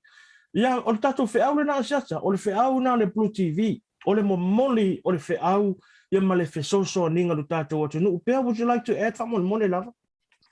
Yeah, again, it's a very difficult situation. I may sound more kako, the community lea kako Samoa, because we do live in, together as one big family. And I think ko kera kako maka muli kele feso kai sesi awase awala e mawe se feso soangi. And my plead is to everyone is sitting up pui. So I think for us kako lea wa maku kua e mawhainga,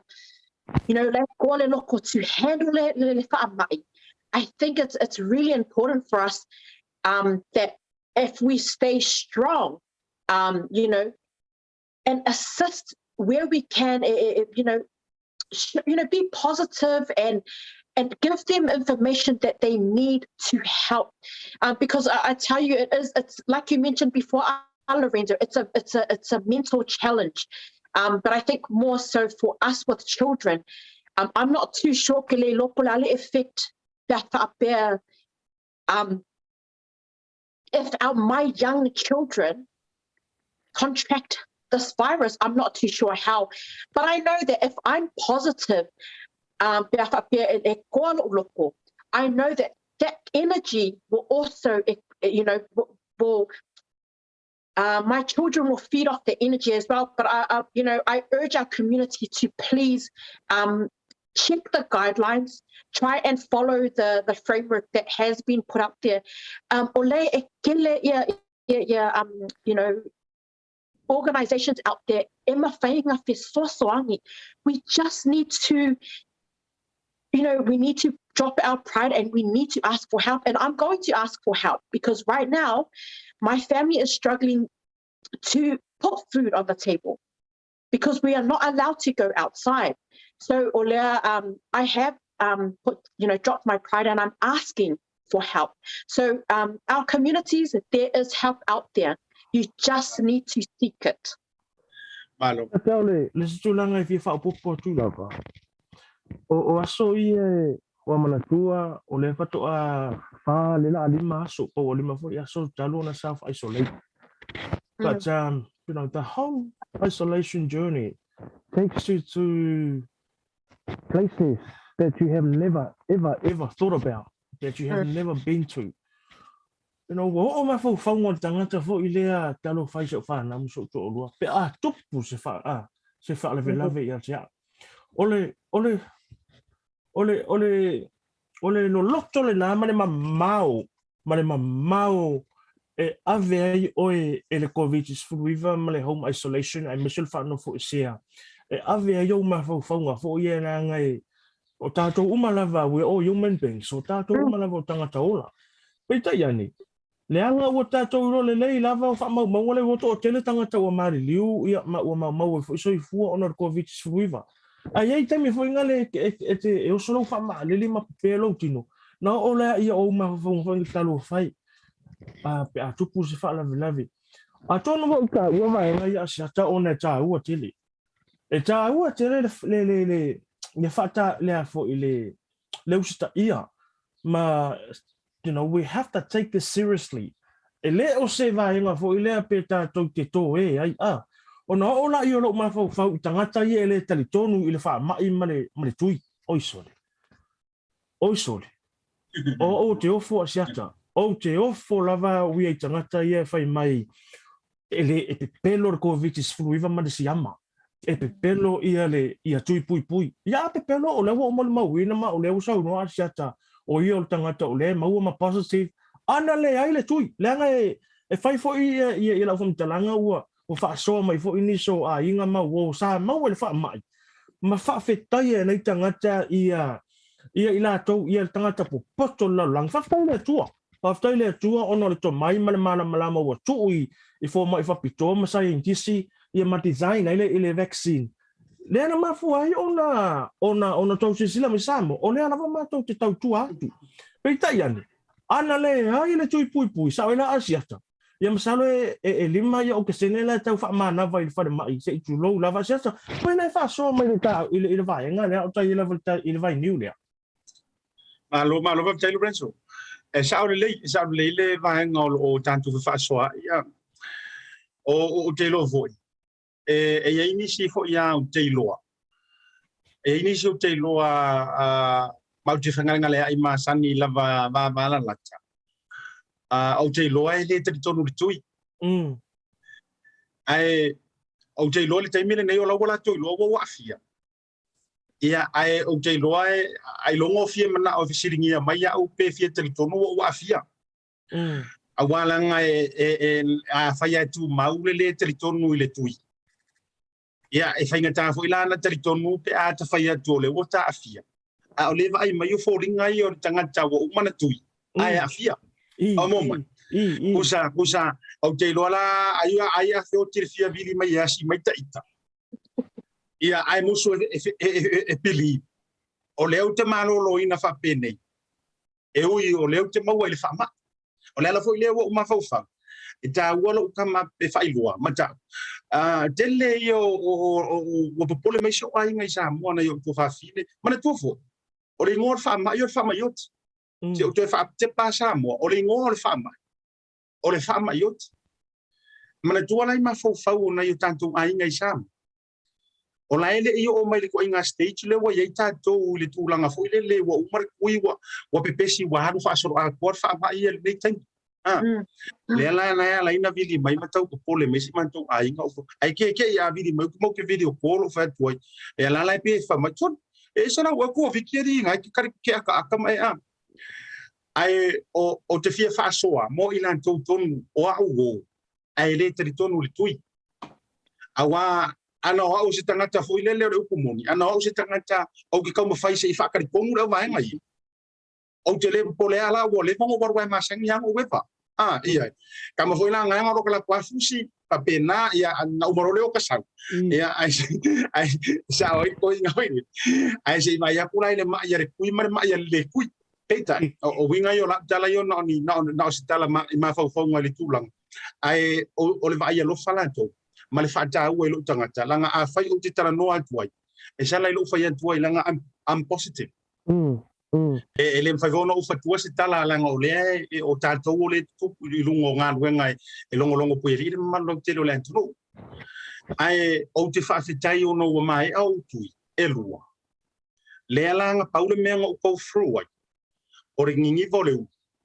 ma le tau pe o le tino now o aso ai tolu mua le la fatura utala o aso ai toru mua o aso muana e te la ngona ai fa lo ngonga wa afia o te no o la so to nai no fa lo ngonga wa esiane ni mana to foi Lorenzo o te lo to te le fo ya te lo nai te lo fa ya pe o te lo to fai me le o le tau mafale ava malos mana tua ia ile me foi le le ese hangover le tu polisia so pe a uma ki falo ngo e no o a uma tonu ana o le so mo ya o wala enga o fa pe o ma to e ma ne fa fonga na tu o kau kare foi le pi kau ma falo isu kau pe le tino ia uma ena so le sia so falo ngo ku o ke le fia ka be se mo moenga o fanga ro alta o to ia pi pe lo tino la solo na luona na ia asolo na tolu fa to auto falo ngo tulo o tautai kale wa dry cough ngale pe ma tu fa i ele ki ngala lo fa i ai na pe ma tu ma kama ngale ke kali uma so nga ko ai fe ko ai mar pen polo ma le ipo uma so na to uma so longa le sa wa lola ia le fa e pa wala le tu foi le e fa mo ke pa fa per ma to fa le foi le ke fa longo mai tono le potu o ma no stel na taule ma wale o pen fiti foi le breakfast na pe yo pa unga vai ngo foi le ono tau tulinga o aso se fu e tau ai pe ala no tano foi te tono le potu ai o le upumong ona ma kwa ma lo silava o ka fe vai no wala tu morma to ba o fafu o te alua fai o fe au o aso fai so O le ila se tūlanga whanga le o I lau te ilo ai mau tali tonu. E tā ua le whai o lau pui. Mana. Ua I tā ua lava le whai o lau pui. Se I vanga ngā io o e te tali tinga. O oi or kanga kai ke māsangi koe kūmere kūnga mau pia e maa. Ia ngā ua pia le te popole I le tui. Ia ai whakarikari. Wai e na paune o le si vaenga o te fia whaasua tua. Mi whai o tuai lau vaenga o na whaamai a maile. O le taimi fuili nei. E se mea kau kusi li mai po ai nā fuai ngai mai mai. Mongia. You know, gone are those days. Wa pasi aso nganga kau kusi ele lima po ai ngā mafole. Le anga ngā mafua ma whai o kui. Ma fia whai o kui. O lo fia sa loko. O ke whai i fem. E sa ora utala. A whapea la me whela nai tō I lo pūrou tangata lea leo kusa koe le kui. A lai ngofo ai e lo ma whale le wherua. Ia, ua decide ia. E whaamata pu'u ma whaapu mo whapena. Lona si o manga. Ai mō kā koula nei lea nā lai no uma whona umana o whailo tui. Lea ngā kau ke whewa I o tātou tangata e whaitiu te ma ngā ruenga I lo ngaka ngofo whale ma karikari pengi whiki ma ngofo whale. E tau te whewa I whaia tātou tiu te ma whaipa. O le mawha angana na lono winga. There's risk in everywhere you go. E ke ongo pēsia nai le whaamai po whea me ke aruai. Ta whaamai is everywhere and anywhere. Whamaringa ngor ka malo ka miki mā kusapa. Po whea lane me ke iai. You never know. It's just a matter of time. Ia onga e a fia lea. Ai a le leilo wa fia. Ai. A lai pe yo le ia whaamai atuai sau tali lau whaafisi. Por kai miringi. Ke la longa wa siri ya puro mahalo si le wa iai. Iyo e nai lol mahalo si se ya uomu. Paftai Asiata ia manina leile whaasoa. A tono te fia whisiringi al to whina ia pere tūlanga lea o le vave ngai oi, o le vave ngai oi. Ina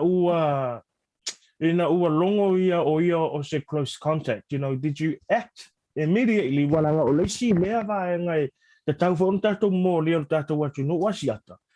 O le tūlanga fo I lea e loa o oe le te close contact. Tau no ene vavea ngai loa. Aua la vore koe papora I seisi tūlanga. Ngai loa e whairi siaki ma ia vave loa ona whai pui puinga. In whaina whaasoa mai la ua experience Pea. Whaftai, Lorenzo Molfasili. Look, as soon as we were contacted, wa whesoka I mai ia whionga ia Asiata. And I appreciate Asiata. I know that you prompted us because anga whaape I longo mai e Asiata ia kako, you know, our group. I can guarantee you, Lorenzo, I would be out that Saturday night. And I would then again be in, you know, at the mall, taking my children. I would be together with my family. Once le kemia le wa fesoka I mai ia Asiata le whaamai, the first thing I did was acted quickly, mua longolo ainga, because o ke alofa I se o ki ngāma se o ka mā, ke wā fia le whaamai. And then, you know, so mua longolo ainga, everyone that I have been in contact with privately, because at this stage we you know what's happening. But that was my first thing, was e longo mua mako ainga. But I had to act quickly because, as you all know, I'm a very social person. So as soon as I was told, I isolated straight away, informed my family, but I moved quickly. So it's always important. Thank you so much for everyone, you know, for notifying us, for not being ashamed to notify us. But yeah, I acted quickly, Lorenzo. O lau experience Asiata le vaenga lea. La ngai walau tātou whaasoa mo umana o pia e tatala. La ngai e sere tāua le vaenga lea o le a fo'i. O le vave o le ngai yoia tātou ina ia o le kusa le vaenga lea fo'i. To reduce the spread of COVID. O mana tua o le tau te whaalongolongo ai le tamata I pandemia mana mtanga luenga le soifua maloloina. Let's stand together to help reduce o stasi na nga yo inga fa tato fo ile ina ia fa ti ama tu ti ai le piso fa ma ia te uia ina ua o longo tala what was a close contact, and this was Sunday night tali July smutasi po ia I jumped in the car, went to Henderson White Cross no walo fo inga le o lo lo e fo e tau no over vesiaki ina ia wale pui ngo sofa na ia le ngate le to lua alu Henderson White Cross fai le siaki fai mai Henderson White Cross e a foi fai tu rale te me fa tali ai ona o wan wifola ia stasio fa wo piti mai ai ia mo me siaki fo ia le ta ole rat rapid test ia tope ai na la siaki na i una vai mero mo la usa ilinga fai nga siaki le pona peita na tali mai fo i mero mo ona ele o se emergency ele o se tulanga fo ngale e va ve mana o mia se so ani ai ole winga na fo mtalanga o ta o nei vai.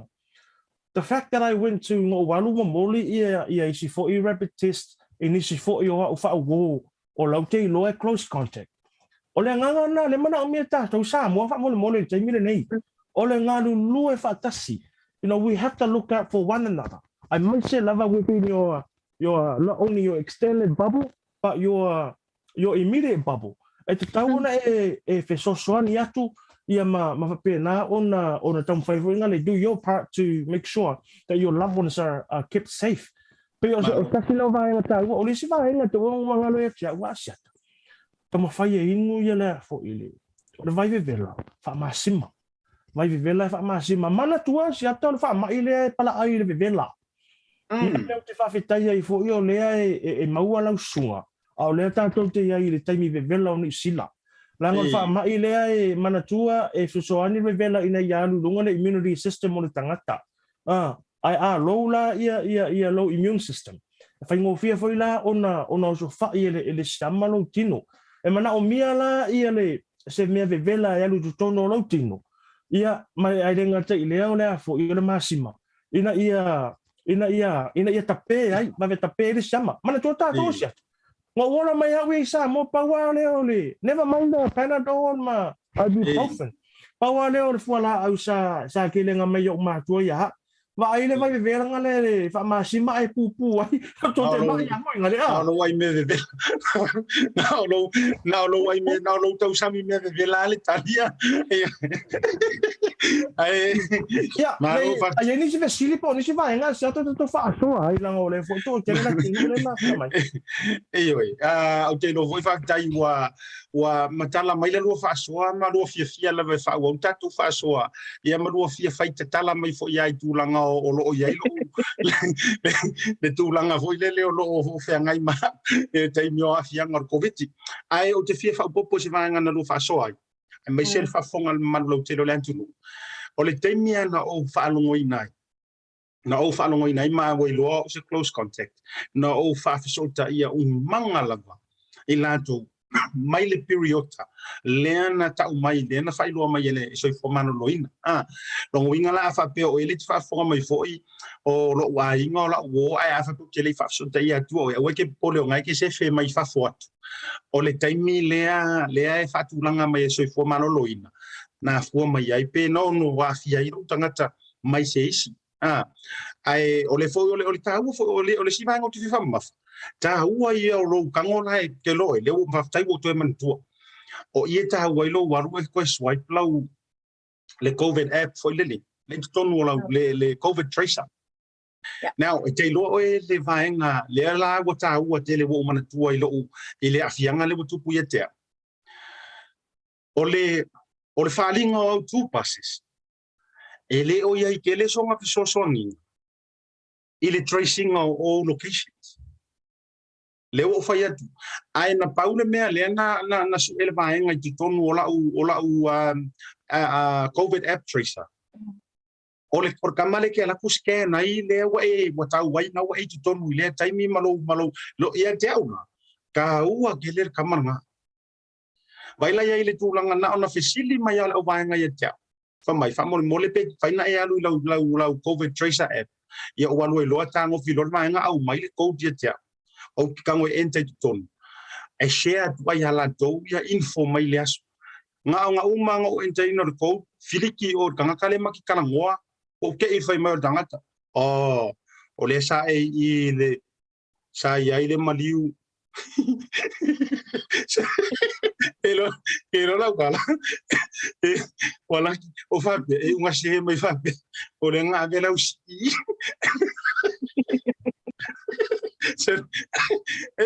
again sa uma ya no history sa le mena ya ma fa mai foi la malitala la wai o telefoni uma sa la jalata au tafa o telefoni mai le no voanga ma me sa fer wai le ma sanomi o le a alert uma no winga fa fonga me le mano la junu fa pe wai ke ingwa ngofo ayo so se alert lo telefoni ma fa pe ko ngai close contact I'm a qua you have no idea le wo fai lo jetio o le fainga nga fa ya system ma vai me vai le ta o le tele le information a Lorenzo le wa fa so ma mano le o le fainga nga sa wa mana telefoni sa so ta ifa o le bluetooth ese foi uma cauquia o fainga o le system le so fo mano lo ia e alert mala e sempre le lato notification text nga isi numero ma tau ia you were a close contact il telefoni ia kanga kale ia lo no winga il kanga kale ma e va pena le fainga fo yo si ai would have pole wai langa ile scanning nga fale fo ie tele na lo si mana ia va nga le wai sa no ia certa la I fo isa fia o ia se fa so ai va tai o le e fa manino tu sai foi madeta u tele o le scan ne to tele la volta to e tio e nei me ala iti there's very small things for ngale pe tai ani e se ta u when it matters pe ha o time for ngale mana o mi ai ia le la usai no ia siata ai masalo sia te fifa so tu langa le o le so ani o le support ai mai se la vana yo ta tu tau ai nga ie to tele fo ia fa wo mau ai ngo so tai mai o le wa self isolate home isolation ile se full waso o le to tongi me le falfenga lo nga wala po mole la masiata to wa sia si lungo le employment.govt.nz ila lo le red light phase 2 afa pe o la wa fa no fo sia ona o le fa ma ele se tu la fo no vole po se malo si anga ale fainga malo e fosi ai le falfenga lo nga na to tongi oi o le winga o la ufa mtalanga e te tau na whaonga I au waso mai a whaila e whaafana e self-isolate ile tausanga whaase fulu waso no winga whaase fulu fo I aso mai ia le tatou te ilo umala na le ta I se fulu waso mai o le winga na ufa mtalanga asiata o lo ofo mai le Ministry of Social Development se po le working income le fe so ninga la nga fela utalo o le wa umanga ioi o uma voinga ka kopenga ia wa ia e te Lorenzo ia vai rupeo e sa uno na paule vai liu te tau musu ia o te tala noel mai nga le ma fai lo pe fa pe po mo so tongi pele ai la nga te mana o ai fa pe ma to ai ngai sa mo foi le so te tongi to no ia wai nei fai pa bile me se tu awai e pi mo wala ka excuse foi dele ia o le o fe ngai markovi ki o le buka panga ki wala wala fai ia asiata mana po foi no ko ma fai ko fe ma ko ele fai ma ko o Pacific is money e no ngala e ka un lu te fulu ia so la isolation but tato to foi tu langalia atonia nga foi mo le to fine ia pe ma to telo la tonu o lo sila mai mo mai e lunga le working income na lo pe ka foi lunga Google type ele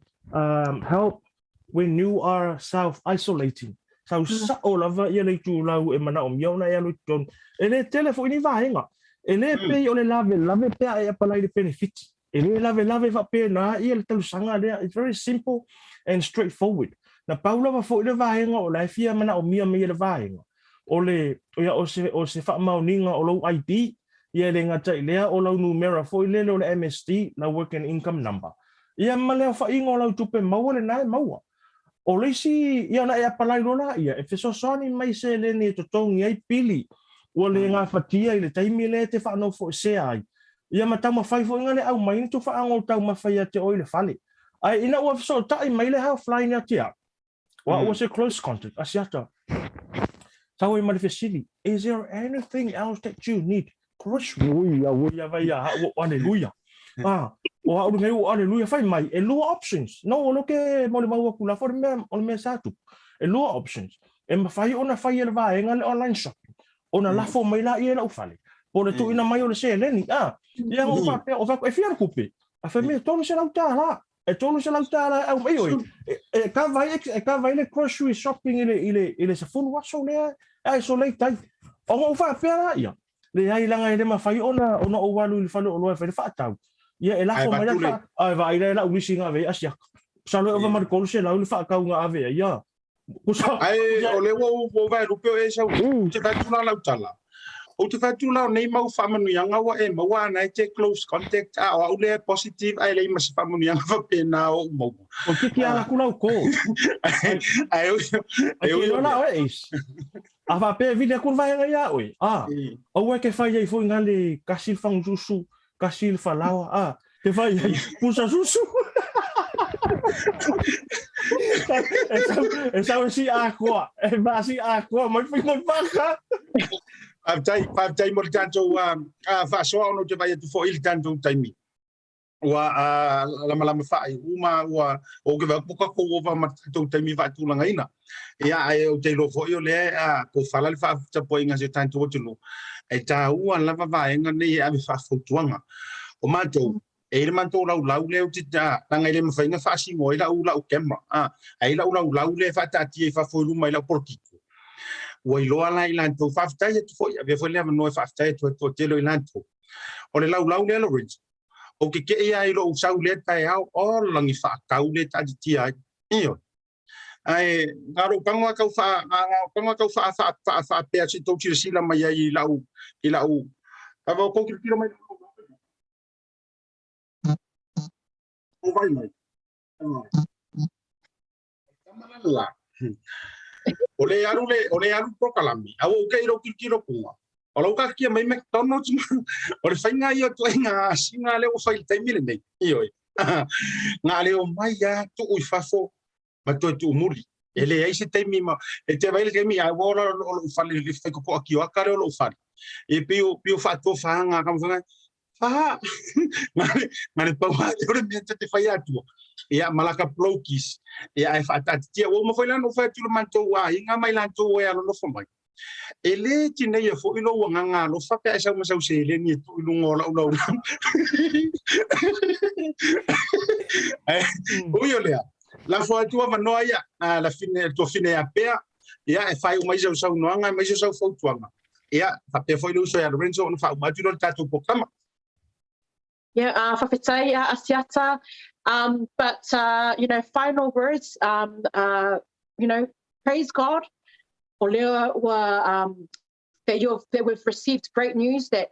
you are well, and that the team are doing well in isolation. But my final words are to our community, community Samoa, whaamonemole. We are eventually going to all, at some stage, contract COVID or become a close contact.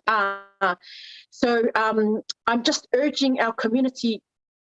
prepare yourself. If you're well, maybe e laku whaakausinga extra from, pusa vai, e sto aku o le fale. It's just preparing you. It's not as hard as it feels. It does feel a little bit lonely, but for me, it's prepare yourself. You are in close contact. I let you test here at any testing stations. Or seeing a lunch, because there is going to be a long wait. Be patient, be kind, because the truth is it's our health system are under so much pressure right now, and we don't need to add to that. We just need to be patient, and we need to accept that we are now living with COVID. We just need to be more prepared. Makala. But thank you, and God bless our team and Samoa. Thank you. I've taken that. After Asiata tono sina paupupu. Ia ila numera ye lua. These are your magic numbers. O numera ye lua te tau ona e tusi na no Samoa. Numera mua. O o le numera le welfare work and income covid welfare o le ovalu se lau 5 tasi lua tolu fitu ovalu se lau 5 tasi lua tolu fitu e te wala au iai pea whaapea only if you are self isolating ai mana o mia le soani o le si numera mana tua iai numera fo ngale health line au le tala moni lava ia ai vile le valu tai au fato atali mai le valu le fiafi faisi umi o lona winga ia e una fa le tonu ai mana fa o tanga te umi ona fa atali ai vile le tatu health line al Pacifica ale ovalu se lau lua tasi lua tasi ovalu se lau lua tasi lua tasi ia ma e fesiringia yesu se vaenga la voi e te mana o mia le ile soani ai mese la voi tu langa le pa mana o ngale e al watu se sir fale test oi o te le no pe pa yo na fa la tu langa ai fesiringia i lungo le tato numero na siata ile ma falo manuia tele la va auto Samoa filo ile so tai au manuel nei afiafi enjoy your McDonald's so ifua malo va tai ioi ua le voi se mena le na mai nei McDonald's fata tia mai fa fom askuli mi ua lo fatu ai la va o fa el por kala ia me mau ben fa fa so antu is ko fa po kua e se fo i el fa ngo mai le ia ngai kanga lo fa ku ia o manga ke va ve umban ma ko McDonald's ia ai ulia atala fa tu pa fa ya tu Samoa to fina ni pani malanto ma tanga ya America mana ilo man tu lo i matile pule ia me se auto uma mo le tolo fanga i so songa ti a kono ya makesi au vai mer fretua ia fa tai mo lo fanga lu sa sala tielu kasi re ngeile ile covid ne fero ruai mai se songa ya Joseph Afa aka Superman io to fa tanga loa ia fa talo fo se usa ni we ngai te sele ma to ma tanga a mata vaonga pele sunga ya laupata talai sunga i fe au mer fretua ia o le avoka ma yere yo message ya mo kaulangi yo le mo le tolo fanga prokalam o le tauta ya ina le vanga de fiafi ai se la manga o le tauta mali la fonga ba tele to le tau militanto program fai la sorteo more update on tanto self isolations more stories yere lo pio kai positive me message so vai ngai o yo le to ona Asiata Pio Vaoliko Lorenzo Kaisara fa pe foi le tausala ya Pea Semu ma tanto o nanga le BluTV alofa te le atu fa soi foina